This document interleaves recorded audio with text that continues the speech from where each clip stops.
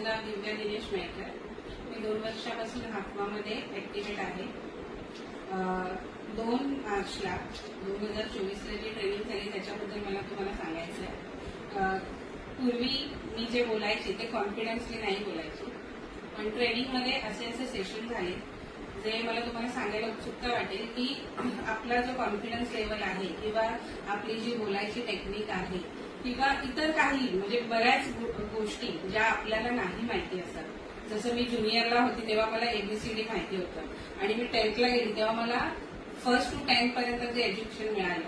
Just like that हाफमा जी training होती, मी पहिली जी हे करायची म्हणजे टॅकल करायची त्याच्यामध्ये आणि आत्तामध्ये खूप फरक आहे.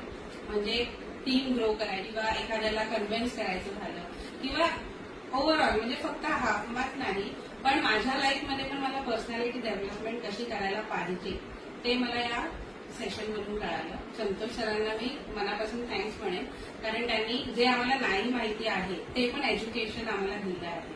म्हणजे आयुष्यभर माणूस काहीतरी शिकत राहतो, म्हणून ट्रेनिंगची का गरज असते ना ते मला आता कळलं की फक्त बुक्सचं एज्युकेशन नाही महत्वाचं आहे, लाईफमध्ये पण आपल्याला कसं जगायचं आहे किंवा कसं आहे ते मला संतोष सरांच्या ट्रेनिंगमुळे कळलं. So thank you Santosh sir.